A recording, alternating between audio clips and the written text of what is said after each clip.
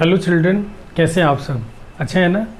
आज हम लोग एक नए टॉपिक के साथ हैं ग्रामर से। Grammar we have studied already in grammar determiners we did and tense its types also have been covered and many other things have also been done. You have to see in the playlist that where grammar is there in playlist already given, and you have to find it, because without studying tense we cannot understand or you cannot get clearly voice. So we are with another topic today, but before coming to the point, once again I request you to subscribe the channel if still you have not subscribed. अगर अभी तक आपने subscribe नहीं किया है तो ज़रूर subscribe कीजिए, क्योंकि ऐसे ऐसे टॉपिक्स आपको हमेशा कंटिन्यूसली मिलते रहेंगे। और ये हमारा चैनल जो है एजुकेशनल चैनल, मैंने कहा कि स्पेसिफिक है, एजुकेशनल चैनल है, और इसमें हर तरह के मटेरियल्स आपको दिए जाएंगे, चाहे वो ग्रामर हो, मैथ्स हो, इंग्लिश हो, साइंस हो, अनवरत continuously you will be provided. So subscribe the channel. So without delaying, let us come to the point. This is voice. Voice Hindi में इसे वाच्य कहते हैं। वाच्य क्या है हिंदी का, ये तो आप जानते हैं, समझते हैं, हिंदी के ग्रामर में, व्याकरण में आपको मिलेगा। But in the voice what we study in English grammar, what is it, let us see. इस पे आने के पहले मैं आपको कुछ एग्जांपल्स देता हूँ, कुछ सेंटेंसेस का। और एग्जांपल्स में पहला एग्जांपल मैं देता हूँ, जैसे आई फीड, और दूसरा है आई एम फेड। पहला एग्जाम्पल है आई फीड, दूसरा आई एम फेड। उसके बाद तीसरा एग्जाम्पल है ही बीट्स, और चौथा एग्जाम्पल है ही इज बीटन। ये चार एग्जाम्पल्स हैं। ए, दिस इज बी, वन का ए बी, और ये टू का ए बी, ए और बी। मतलब two examples have been given, one it's A I feed, B I am fed, two A he beats, and two B he is beaten. इन दोनों sentences में पहले इन पे हम लोग आते हैं। वन का जो ए और बी है, इनमें क्या अंतर है आप मुझे बताएंगे। आप बताएंगे आई फीड का मतलब क्या होता है और आई एम फेड का मतलब क्या होता है। आई फीड को ये हिंदी में मैं लिखता हूँ ताकि आपको क्लियरली समझ में आए। आई फीड का मतलब होता है मैं खिलाता हूँ, मैं खिलाता हूँ। और आई एम फेड का मतलब होता है मुझे खिलाया जाता है, मुझे खिलाया जाता है। ये हिंदी के अर्थ हैं। मतलब ये यही अंडरस्टैंडिंग देते हैं। The same understanding is given by this sentences. I feed means मैं खिलाता हूँ, and I am fade means मुझे खिलाया जाता है। उसके बाद दूसरा ही बीट्स मीन्स वह पीटता है, वह पीटता है। और ही इज बीटन तो उसे पीटा जाता है, उसे पीटा जाता है। अब ये चार सेंटेंसेस जो हम लोगों ने लिखे हैं, पहले ग्रुप में मैं खिलाता हूँ, मुझे खिलाया जाता है, और दूसरे में वह पीटता है, उसे पीटा जाता है। Now you have to think a lot on these sentences. In both of these sentences or each pair of the sentences, मैं खिलाता हूँ, इसमें सेंटेंस, इस सेंटेंस में सब्जेक्ट कौन है? आई है। तो सब्जेक्ट इसका आई है, और डूअर ऑफ द एक्शन देखिए, doer of the action, doer of the action मतलब काम करने वाला। पहले सेंटेंस में सब्जेक्ट आई है, और दूसरे सेंटेंस में एक का जो फर्स्ट का बी है, इसमें भी सब्जेक्ट आई ही है। तीसरे में सब्जेक्ट है, लेट अस सी। आप इसे देखेंगे ध्यान से, एकदम समझ में आएगा, और इसके बाद से आप कभी नहीं भूलोगे, वॉइस तो कभी भूलोगे ही नहीं। चौथे में सब्जेक्ट क्या है ये देखिए, चौथे में भी सब्जेक्ट ही है। मतलब पहले दो सेंटेंसेस में सब्जेक्ट आई है, दूसरे दो सेंटेंसेस में सब्जेक्ट ही है। पहले सेंटेंस में डूअर ऑफ द एक्शन मतलब जो काम हुआ है, मैं खिलाता हूँ, खिलाने का काम हुआ है। पहले सेंटेंस में आई फीड मतलब फीड करने का काम, खिलाने का काम किसने किया है? तो सब्जेक्ट ने किया है, तो doer of the action is subject, यह सब्जेक्ट है, जो आई है ये डूअर ऑफ द एक्शन है। दूसरे सेंटेंस में देखिए आई फीड, जैसे पहले सेंटेंस को पहले देखिए, आई फीड मैं खिलाता हूँ, मतलब मैं खिलाता हूँ, काम करने वाला कौन है यहाँ, मैं मीन्स सब्जेक्ट, मैं खिलाता हूँ, या I feed means here subject is the doer of the action और सब्जेक्ट इज डूइंग समथिंग, यहाँ सब्जेक्ट ही कुछ कर रहा है, मतलब उस सेंटेंस में जो एक्शन है वो एक्शन सब्जेक्ट के द्वारा हो रहा है। और दूसरा आई एम फेड, मुझे खिलाया जाता है, यहाँ मैं एक्शन करने वाला नहीं हूँ, मुझे खिलाया जाता है, means action is being done by someone else, though the action is being done to me, me subject, I am fed का मतलब मुझे खिलाया जाता है, यहाँ मुझे जो है यह काम नहीं कर रहा है, काम करने वाला कोई दूसरा है, खिलाया जाता है मतलब खिलाने वाला कोई दूसरा है, और he is the receiver of the action.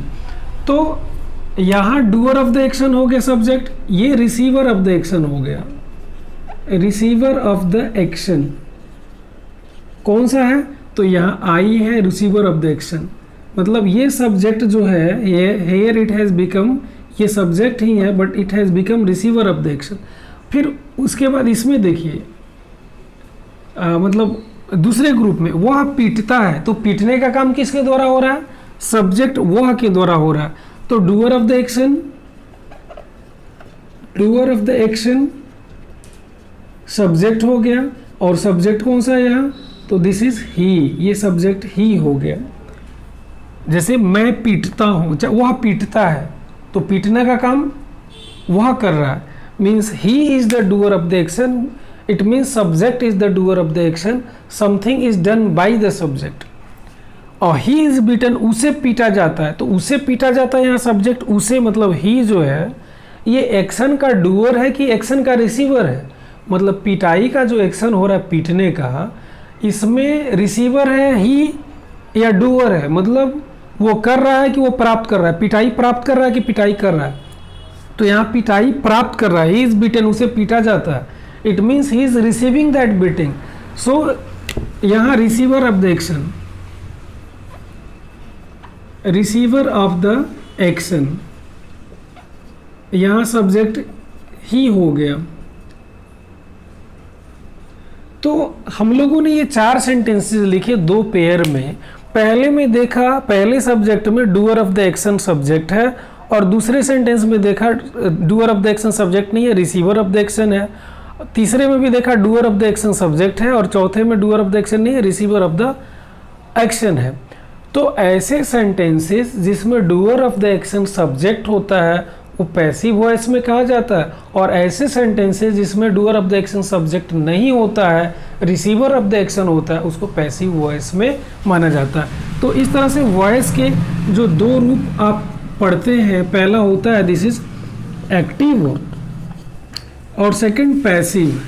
Sense भी यही है, वॉइस का डेफिनेशन भी इससे निकल जाएगा, क्योंकि एक्टिव और पैसिव मिलकर के ही वॉइस बनते हैं। सेंस यही है, active means who is active in this sentence, I feed में who is active in this sentence means who is doing something, तो सब्जेक्ट इज डूइंग समथिंग, तो this is why this is active voice. And I am fed में who is passive in this subject, I am fed मतलब मुझे खिलाया जाता है, इसका मतलब मैं कुछ नहीं कर रहा हूँ, बस बैठा हुआ हूँ और एक्शन को रिसीव करूँगा, means subject being a subject, I am nothing, I am doing nothing, I am receiving something, they are coming to feed me, they are coming to feed me, they are bringing food, they are bringing water, whatever they are bringing, but my duty is to sit there only to receive the action। तो वही यहाँ I am fed मतलब मुझे खिलाया जाता है, तो यहाँ सब्जेक्ट पैसिव है, subject is passive here because it is not doing, active का अपोजिट पैसिव होता है, तो सब्जेक्ट कुछ नहीं कर रहा इसलिए वो पैसिव है। तो एक्टिव वॉइस को हम लोग डिफाइन कैसे करेंगे, तो इसको हम लोग ऐसे डिफाइन कर सकते, एग्जाम्पल पहले मैं लिख दूं आपके लिए। एग्जाम्पल है जैसे अभी हम लोगों ने दिया कि आई फीड, उसके बाद आई ईट अ मैंगो। अब देखिए, अब आई ईट अ मैंगो, इसमें अब ऑब्जेक्ट डाला, यहाँ विदाउट ऑब्जेक्ट का था। आई फीड कैटल हम डाल सकते थे, मैं पशुओं को खिलाता हूँ। आई ईट mango, I eat a mango, ये मैं आम खाता हूँ। और भी बहुत एग्जाम्पल हो सकता है। अब इसका एग्जाम्पल आप देखेंगे पैसिव का, तो आई फीड है तो आई एम फेड हो जाएगा। अच्छा, दूसरा आई ईट अ मैंगो, तो a mango is eaten by me, अब mango is eaten by me. तो ये एक्टिव और पैसिव के एग्जाम्पल्स हो गए। अब एग्जाम्पल्स के बाद हम इसका डेफिनेशंस एक बार देखते हैं।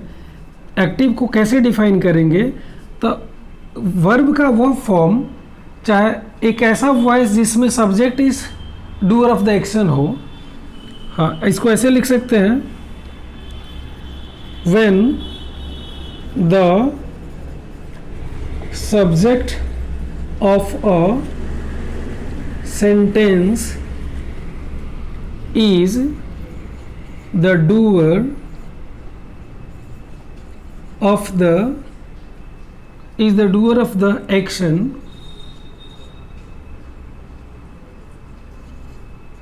then the sentence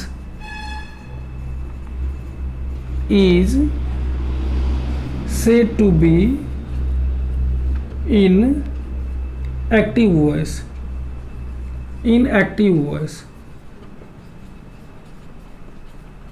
मतलब एक्टिव वॉइस में सेंटेंस कब होगा, दिख रहा है नीचे।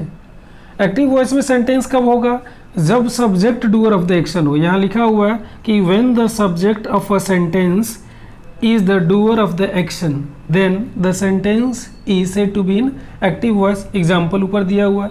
अब पैसिव वॉइस का डेफिनेशन हम कैसे डाल सकते हैं कि when the subject is not the doer of the action,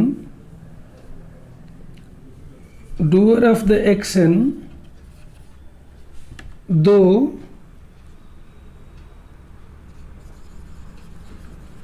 it is the receiver of the action,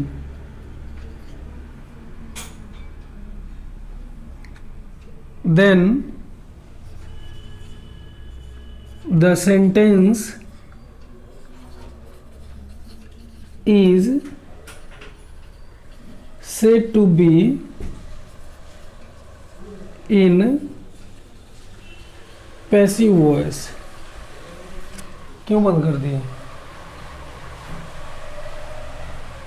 अरे नहीं दिख रहा होगा अच्छे से, रोको वीडियो, ज़्यादा चमक रहा है। दिखेगा ऐसे थोड़े वो। Now students, we are over here how to recognize whether the sentence given is in active voice or in passive voice। कैसे पहचाने कि सेंटेंस जो दिया गया है वो एक्टिव वॉइस में है कि पैसिव वॉइस में है। तो इसको मतलब मैं how to recognize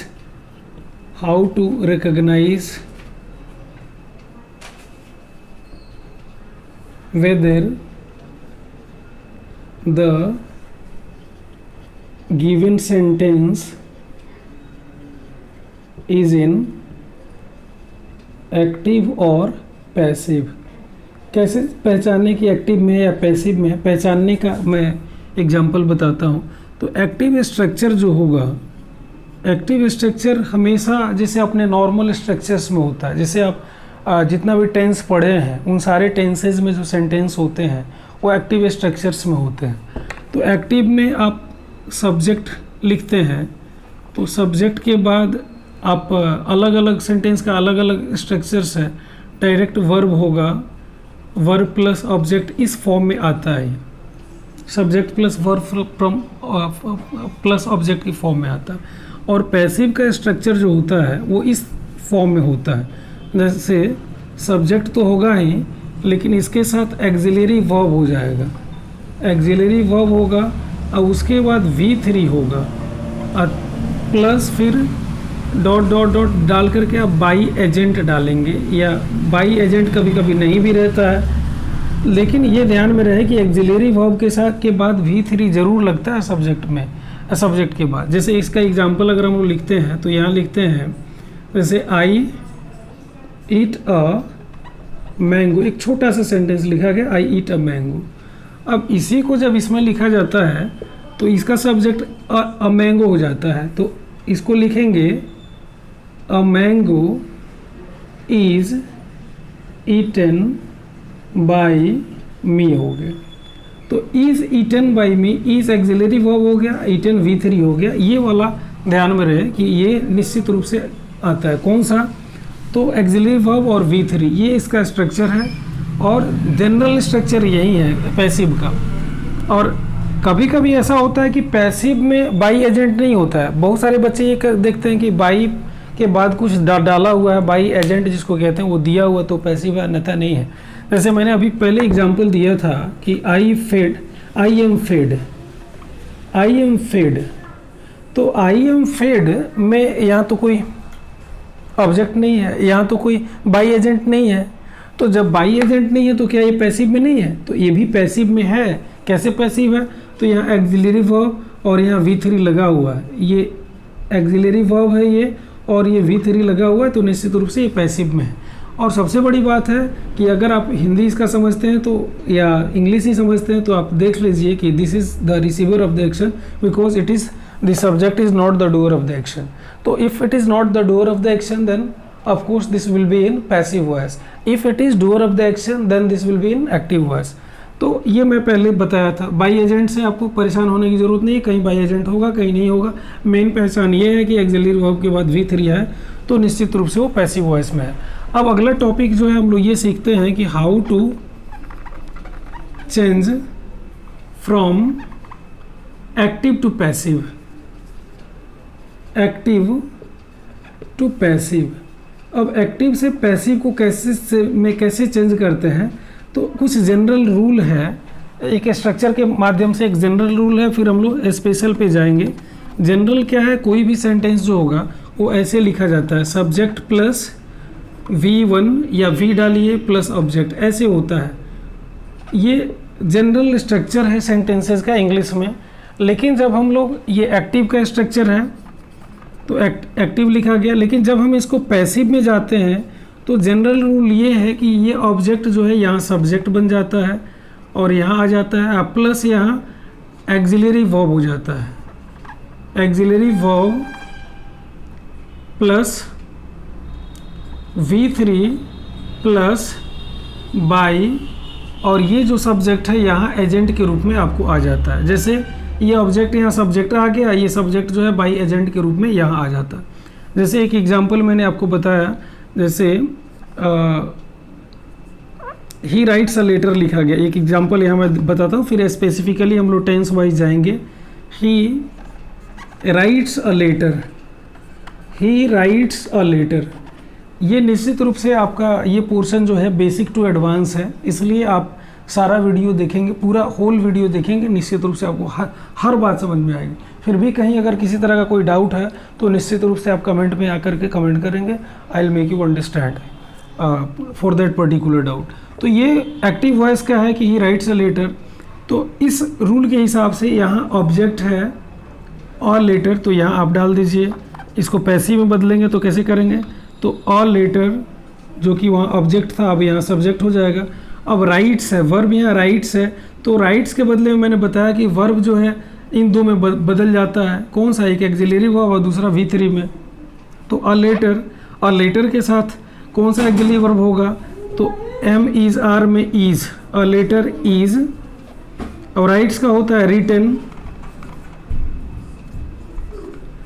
a letter is written, और ऑब्जेक्ट डाल दीजिए बाय हिम। मतलब ये जो सब्जेक्ट था तो यहाँ बताया गया, ये ऐसे जा कर के बाई प्लस एजेंट में कन्वर्ट हो जाएगा।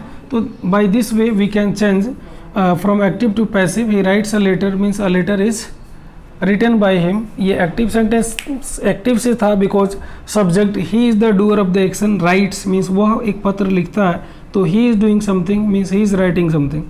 और यहाँ a letter is written by him, इसका मतलब ये हुआ कि a letter is not the doer of the action but it is the receiver of the action. A letter जो है एक्शन का रिसीवर है, और एक्शन किसके द्वारा किया जा रहा है, तो हिम के द्वारा किया जा रहा है।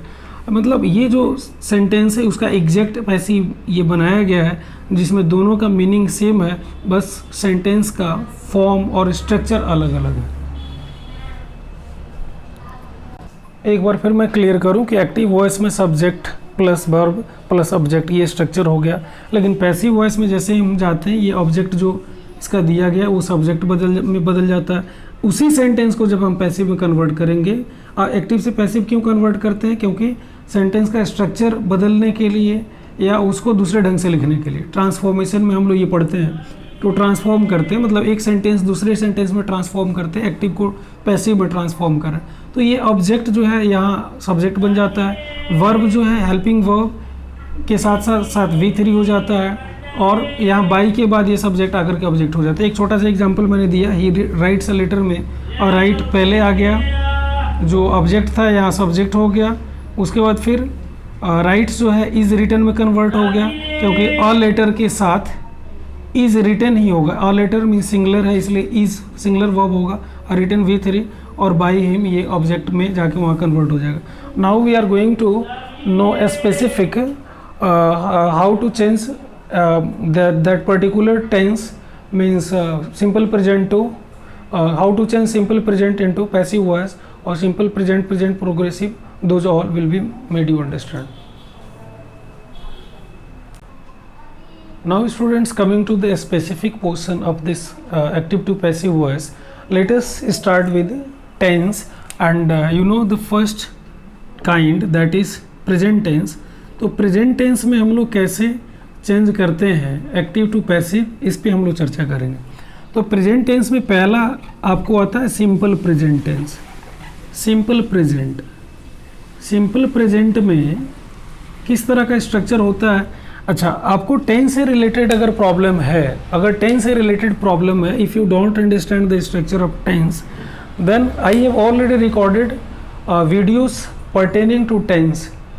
Videos pertaining to tense has been made already.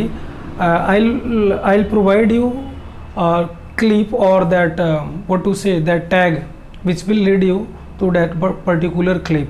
मैं आपको लिंक भेज दूंगा नीचे डिस्क्रिप्शन में, या नीचे मैं डिस्क्रिप्शन में लिंक दूंगा, उस लिंक के थ्रू आप देख सकते हैं। और टेंस का स्ट्रक्चर बिल्कुल ही जानना ज़रूरी है, because without knowing it you can't change from active to passive related to tense. Tense से जो भी रिलेटेड होंगे उनमें आप एक्टिव टू पैसिव आसानी से नहीं चेंज कर सकते हैं, इसलिए आप उस क्लिप को ज़रूर देखेंगे अगर नहीं जानते हो तो सिंपल प्रेजेंट का एक्टिव स्ट्रक्चर क्या होता है जो आप पहले पढ़े हुए हो, you know active structure subject plus V1 या V5 होता है, ये प्लस ऑब्जेक्ट V1 या V5 होता है प्लस ऑब्जेक्ट। एग्जाम्पल भी मैं दे रहा हूँ यहाँ, जैसे मोहन